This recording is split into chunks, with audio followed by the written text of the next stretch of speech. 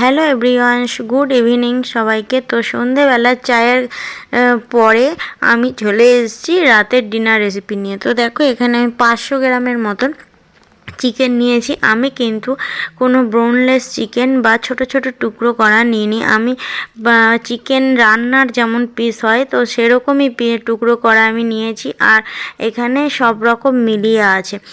দেখো আমি এর মধ্যে গোলমরিচ, সয়া সস, একটু লবণ আর কাঁচা পাকা লঙ্কা বাটা আর আদা রসুন বাটা দিয়ে এটাকে ম্যারিনেট করে নিয়েছি। আর সাথে কর্নফ্লাওয়ার ও হ্যাঁ আর একটু সাদা তেল বা রিফাইন অয়েল দিয়ে দিয়েছি। ম্যারিনেট করে 5 মিনিট পর 5 মিনিট আমি রেখে দিয়েছি, যেহেতু আমার হাতে বেশি টাইম নেই। তারপর আমি এখানে দেখো সমস্ত জিনিসগুলো কুচিয়ে রেখে নিয়েছি। এখানে পেঁয়াজ পাতা, রসুন কুচি, আদা কুচি, লঙ্কা কুচি, ক্যাপসিকাম আর হচ্ছে গিয়ে পেঁয়াজ কুচি।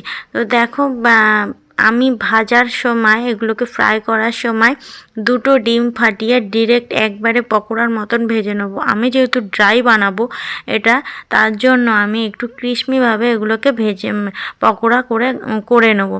তো এই জিনিসটা খেতে না ভীষণ ভালো লাগে, এমনকি শুধু পর্যন্ত খাওয়া যায়, এত কিছু করতেও হয় না। তো দেখো আমার হাতের কাছে যা যা ছিল তাই দিয়েই আমি চিকেন মাঞ্চুরিয়ানটা করে নিচ্ছি। তোমরা চাইলে অনেক কিছুই অ্যাড করতে পারো। তো আমি এটা চটজলদি যাতে খেতেও ইচ্ছে করছে আর চটজলদিও যাতে হয়ে যায়, তার জন্য ঘরে থাকা হাতের কাছে জিনিস দিয়েই আমি করে ফেললাম আর সেটাই তোমাদের সাথে শেয়ার করে দিলাম। তো দেখো আমি এর মধ্যে রসুন কুচি, আদা কুচি, পেঁয়াজ তারপরে ক্যাপসিকাম, কাঁচা লঙ্কা সমস্ত কিছু দিয়ে সামান্য একটু লবণ দিয়ে এটাকে হালকা একটু ফ্রাই করে নেবো, মানে একটু সিদ্ধ করে নেবো। তারপরে দেখো আমি এখানে সামান্য একটু কর্নফ্লাওয়ার দিয়ে দিয়েছিলাম, বেশি আমি দেবো না কারণ এটা আমি ড্রাই মাঞ্চুরিয়ান করব।